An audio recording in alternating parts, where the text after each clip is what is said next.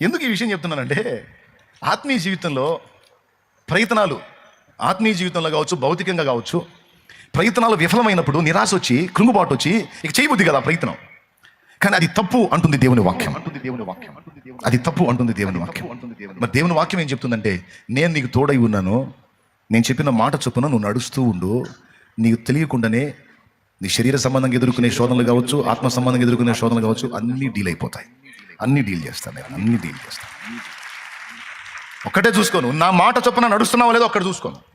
నడక ఆపేశావంటే అప్పటికి నడవలేవు. నువ్వు నడవటం మానొద్దు, నువ్వు నడుస్తూ ఉండు, సాగిపోతా ఉంటావు. ఓపికతో ముందుకు నడు. శరీర సంబంధంగా కొన్ని సమస్యలు ఎదుర్కొంటున్నావు, ఏదో ఇంట్లో పరిస్థితులు కావచ్చు, అప్పుల బాధలు కావచ్చు, శరీర రోగాలు కావచ్చు, ఏవో ప్రయత్నాలు విఫలం, ఉద్యోగ ప్రయత్నం విఫలం కావచ్చు, ఎన్నో అటెంప్ట్ చేసావు కానీ ఏది వర్కౌట్ కాలేదు, చేతరపడుతుంది. ఇక దేనికి వెళ్ళబుద్ధి కానీ పరిస్థితి వచ్చింది. ఓకే, కృంగిపోయావు. దేవుడు నీతో మాట్లాడుతున్నాడు, నువ్వు ప్రయత్నం మానొద్దు, నువ్వు చేస్తూ ఉండు, నువ్వు వెళ్తా ఉండు, నేను సిద్ధపరిచింది నీ చేతికి అందిందాకా నువ్వు నడుస్తూ ఉండు, ఖచ్చితంగా దాన్ని నువ్వు అందుకుంటావు, నేను నీకు ఇస్తాను, నువ్వు సాగిపో, నువ్వు ఆగొద్దు. ఇంకా లైఫ్ లేదనుకోవద్దు, నిరాశకు తాపివద్దు, కృంగుబాటుకు తాపివద్దు, నిరుత్సాహపడొద్దు. నువ్వు నా మాట చొప్పున నువ్వు నడు. నిన్ను గెలిపించే బాధ్యత నాది, నడిపించే బాధ్యత, గెలిపించే బాధ్యత నాది. నువ్వు సాగిపో, నేను చూసుకుంటాను. నువ్వు ఆగావంటే నేనేం చేయలేను. నా వల్ల కాదు అని వెనకడికి వేసావంటే నేనేం చేయలేను. నువ్వు వెనకడికి వేయొద్దు. ఒకటేంటో తెలుసా? మానని ప్రయత్నం. పిల్లల్ని చూడండి, వాడికి ఇంకా నడక రాదు. వాడు మన చేతిని పట్టుకొని అడుగులు వేస్తూ ఉంటాడు. తర్వాత ఆ కుర్చీయో, ఆ టేబులో, ఆ మంచం ఆడి సైజులో ఉన్నాయో ఆడి దొరికితే అటు పట్టుకొని అటు చుట్టూ తిరుగుతూ ఉంటాడు. ఒకటి మన హ్యాండ్, రెండవది ఆ కుర్చీయో ఆ బల్లో ఏదో ఆధారం చేసుకొని తిరుగుతాడు. మూడవది నాకెళ్ళి చూడండి, ఏందండి ఈ రెండు లేకపోయినా వాడు నడవటానికి ట్రై చేస్తాడు. వాడికి తెలుసు వాడు పడతాడని. 2 అడుగులు వేసి పడతాడు. పడ్డి ఎక్కడో దెబ్బ తగిలిది, ఏడుస్తాడు. వాళ్ళ అమ్మ అంటది, ఎందుకురా నిలబడటమే కష్టమైతే నడవటానికి మొదలు పెడుతున్నావు నువ్వు, ఎందుకు అంటే ఏడుస్తూ అమాయకంగా చూస్తాడు. వాళ్ళమ్మ దగ్గర తీసుకుంటుంది. జస్ట్ ఒక 2-3 నిమిషాలే వాళ్ళమ్మ తీసుకొని కొంచెం కన్నీళ్లు తుడిచి కూర్చోబెడితే మళ్ళా లెగుస్తాడు. ఆమె ఏదో మాట్లాడుతూ ఉంటే వీడు మళ్ళా లేచి మళ్ళీ పోతాడు, మళ్ళీ 4 అడుగులు పడతాడు. ఇక వాళ్ళ అమ్మ తిప్పలేందండి, నాపలేక ఈడేమో నడవాలని అలాగని వదిలితేనే 4 అడుగులు వేసి పడుతుంటాడు. ఎన్నిసార్లు చెప్పుద్దో, ఎందుకురా ఉన్న చాటుండ్రా, కూర్చోరా అని అంటది. మళ్ళీ ఆడు అడుగులు వేస్తుంటే పక్కన వాళ్ళని పిలిచి, చూడు నడుస్తున్నాడు ఏం ఆనందపడుతుంటుంది. వాడు పడంగానే ఎందుకురా అంటది. అలాగని వాడు నడుస్తుంటే ఆపిద్దా?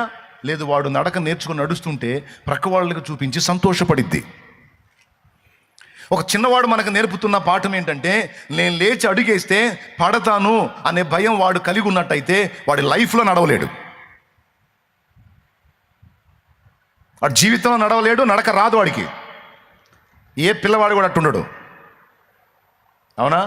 పడితే పడ్డాను, నేను నడవాల్సిందే అని వాడు, నాకు తెలిసి వాడు పూర్తిగా నడక నేర్చుకునేటప్పటికి ఏ 100-150 సార్లు పడతాడో మనకు తెలుసు. ఎందుకంటే మనందరం అలా పడి వచ్చిన వాళ్ళమే. స్తోత్రం. పడ్డ ప్రతిసారి బిడ్డ హృదయంలో ఏముంటుందో తెలుసా? ఈ జీవితంలో ఎప్పటికైనా మా అమ్మలాగా మా నాన్నలాగా నేను నడుస్తానా? మనకు ఒక అమ్మా నాన్న ఉన్నారు, మనకు అమ్మా నాన్న 2 ఏసే. మనం మనల్ని చూసుకొని, ఏసైని చూసుకొని ఎప్పటికైనా ఆయనలాగా నేను ఏమో ఆశ అయితే ఉంది, యేసులాగే ఉండాలని, యేసుతోనే నడవాలని, నిలవాలని, గెలవాలని, నిలవాలని, గెలవాలని అనే పాటలు పాడుతుంటాం మనం.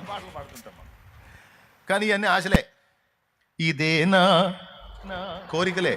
ఆయన నెరవేరేటట్టు కనపడు. ఎందుకంటే ఆయనేమో అద్భుతంగా నడిచాడు, ఎక్కడ వంకర లేదు, ఆయన చక్కగా సాగిపోయాడు, ఏ దోషం లేదు, ఏ పవిత్రత లేదు, ఏ పాపం లేదు, ఆయన పరిపూర్ణ నీతిమంతుడు, పరిపూర్ణ పరిశుద్ధుడు. ఆయన వైపు చూసి మనల్ని చూసుకుంటే నాకలోకం ఎక్కడా నాకెక్కడ అన్నట్టు ఉంటుంది. పరలోకం ఎక్కడా నాకెక్కడా, నా బతుకంతా ఇట్టుంది, ఆయన ఎక్కడ నేనెక్కడ, అసలు ఈ జీవితానికి సరిపోయిద్దా, అది నేను సాధించగలుగుతానా అనేది ఒక ప్రశ్న. తల్లిదండ్రులు నడుస్తున్నప్పుడు, తోడబుట్టిన వారు నడుస్తున్నప్పుడు వీళ్ళందరినీ చూసి పసివాడు అనుకునేది అదే, ఎప్పటికైనా నేను నడవగలనా, అబ్బో వాళ్ళలాగా నడవలేను, ఎందుకంటే నడక మొదలుపెట్టిన ప్రతిసారి పడతానా, నా నల్ల కాదురా బాబు అని వాడు నడవటం మానేశాడు అనుకో, జీవితాంతం వాడు అవిటివాడు ఉండిపోతాడు. మమ్మ నడిచినప్పుడు నేనెందుకు నడవను, మయ్య నడిచినప్పుడు నేనెందుకు నడవను, మన్న నడిచినప్పుడు నేనెందుకు నడవను, ఖచ్చితంగా నేను వాళ్ళలాగా నడక వచ్చిందాకా ప్రయత్నం చేస్తానే ఉంటా, నడుస్తానే ఉంటా, వెళ్తానే ఉంటా, పడితే పడ్డా అని ఆడు సాగిపోతాడు. ఆడి తెగింపు ఎలా ఉంటుందంటే, ఆడు ముందుకు పడి మూతి పగిలిద్ది ఒక్కోసారి, వెనక్కబడి తల పగిలిద్ది ఒక్కోసారి, ఈ పడ్డది కాక వాళ్ళు దంతుంటారు, ఉండమన్న చాట ఉండట్లేదురా నువ్వు అని సామాన్లన్నీ పగలగొడతాడు ఈ నడవబోయి. వాళ్ళు తల్లి ఈడుపడి ఇన్ని బాధలు పడి ఎట్టకేలకు చిట్ట చివరికి తొదగా ఆడు నడుస్తాడు, ఆడు నిలబడతాడు, ఆడు పరిగెడతాడు, ఆడు సైకిల్ దొక్కుతాడు, బైక్ నడుపుతాడు, బండి నడుపుతాడు, అనేక మందిని నడిపించే గొప్పవాడు అవుతాడు. అయితే ఒక రోజులో జరిగే ప్రక్రియ కాదు అది, అది కొంచెం టైం తీసుకుంటుంది. కానీ ఒకటి మాత్రం నిజం, యేసు ప్రభు మనల వైపు చూసి అంటున్నాడు, లోకములో మీకు శ్రమ కలుగును, అయినను సహించండి, ఇదిగో నేను లోకమును జయించి ఉన్నాను, నేను గెలిచాను, నా వైపు చూడండి, మీరు కూడా గెలుస్తారు. నా మాట విని నా మాట చొప్పున మీరు నడుస్తూ ఉండండి, నా మాట చొప్పున అడుగులేస్తూ ఉండండి, మీరు సాగిపోతూ ఉండండి. నీకు తెలియకుండానే శరీర రోగం వదిలిపోయినట్టు మీ ఆత్మీయ రోగాలను కూడా అధిగమించి నడవటం మీరు నేర్చుకుంటారు. నేను చేస్తా పని, నా మాట చొప్పున ఒకడు నడక మొదలు పెడితే వాడు గమ్యస్థానం చేరేంత వరకు నేను వాడిని విడిచిపెట్టను, నేను ఆమెను విడిచిపెట్టను. ఇక్కడ ఏమంటున్నాడంటే, మీరు వెళ్తా ఉండండి అంటున్నాడు. అది మరి వెళ్ళండి, ఇక వెళ్ళమంటున్నాడు, వెళ్ళండి. ఏంటంట చూస్తారు, ఇక వెళ్ళండి, అది అంశం. దేవునికి స్తోత్రం. ఎక్కడికి వెళ్ళండి, మీరు వెళ్తూ ఉండండి. ఎందులో? ఆత్మీయ యాత్రలో, విశ్వాస యాత్రలో. సియోనుకే నా ఓడ పయనం ఆగదు ఏ చోట, విశ్వాసముతోనే ఆరంభించితిని ఈ యాత్రను, నే కోరినా ఆ దేవుకే నడిపించును నా యేసయ్యా. నా ప్రభు మాట చొప్పున నువ్వు నడక మొదలు పెడితే, ఆయన చెప్పినట్లు నువ్వు నడిస్తే, నీ శరీరానికి సంబంధించిన సమస్యలు తొలగిపోతాయి, నీ ఆత్మ సంబంధమైన సమస్యలు, నీ ఆత్మీయ యాత్రలో జరిగేటువంటి అవకతవకలు కూడా తొలగిపోతే వాటిని అధిగమించి నిలవగలుగుతావు, నడవగలుగుతావు. అయితే ఈ రెండింటికి ముందు మొదట ఆయన నీకు చెప్పిన ప్రకారం నీవు వెళ్ళుచూ ఉండాలి. వారు వెళ్ళుచూ ఉండగా శుద్ధులైతే. పసివాడు నేర్పుతున్న పాఠం ఏంటంటే, 20 సార్లు పడినా, 100 సార్లు పడినా, 150 సార్లు పడినా వాడు నడవటం అనే ప్రయత్నాన్ని మానుకోడు. కానీ మనం 10 సార్లు 15 సార్లు ప్రయత్నించి విఫలమయ్యి మనమే తీర్మానం చేసుకొని రాసుకొని సంతకం పెట్టుకుంటాం, నా లైఫ్లో నేను మారేటట్టు కనపట్టల్లా, ఇలా చేయొద్దని ఇప్పటికీ 30 సార్లు అనుకున్నా, 33 సార్లు పడ్డా, ఇంకా 100 సార్లు అనుకుంటే 100 సార్లు పడతా, ఇది జరగదు అని ఫిక్స్ అయిపోయి కొంతమంది నిరాశలోకి వెళ్ళిపోతారు, నిరుత్సాహంలోకి వెళ్ళిపోతారు. ఇక నా బతుకు ఇంతే, ఇక నా జీవితం ఇంతే, ఇక నాలో మార్పు రాదు అనుకుంటా. కానీ యేసు ప్రభు నీకు ఎప్పుడు ఒకటే మాట చెప్తుంటాడు, ఏంటంటే నువ్వు వెళ్ళు. ఏంటి ప్రభా వెళ్ళేది, ఎక్కడ సాగుతుంది నడక? 2 అడుగులు వేయటం పట్ట, 2 అడుగులు వేయటం పట్ట, నా బతుకంతా ఇంతే తెల్లారుతుంది. చెప్పు ప్రభు, ఇంకో సలహా చెప్పు ప్రభు అంటాడు. ఆయన ఏం సలహా చెప్పు, నువ్వు వెళ్ళు అంటాడు, అంతే. వెళ్ళాలా? ఎక్కడికి వెళ్ళాలి? నేను నీకు చూపిన స్థలానికి వెళ్ళు, నేను నిన్ను నడవమన్న చోటి నడు, నువ్వు వెళ్ళు. ఎంతమందికి అర్థమైంది? ఏమర్థమైంది? ఇంతసేపు చెప్పి ఏమర్థమైందంటే మొత్తం నీకు ప్రసంగం చేయమంటామైంది మేము అని మీరు అంటారని నాకు తెలుసు. అవసరం లేదు, నీకు అర్థమైతే నాకు అంతే సార్. దేవుని మాట చొప్పున మనం ఎప్పుడైతే నడక మొదలు పెడతామో, మారు మనసు పొందమన్నాడు, పొందావు.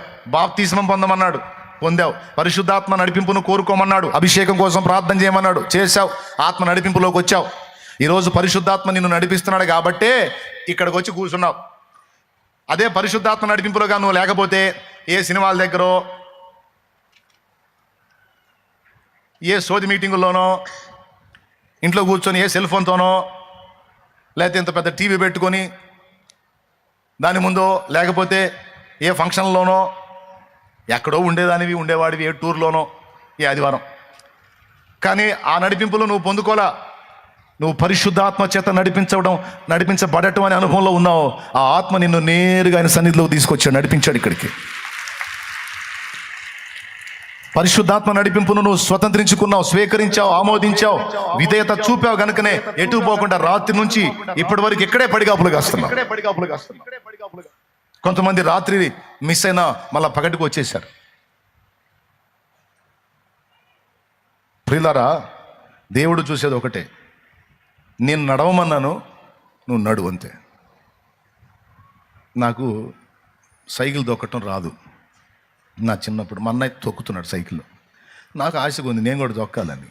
కానీ తొక్కుదామని సైకిల్ తీసుకుని ప్రతిసారి కింద పడుతున్నా. ఎందుకంటే ఇటు పెడల్ చూసుకోవాల్సి వస్తుంది, హ్యాండిల్ చూసుకోవాల్సి వస్తుంది. హ్యాండిల్ చూస్తేనేమో పెడల్ దొక్కటం రావట్లా, ఆ పెడల్ ఎక్కడుందో అర్థం కావట్లా.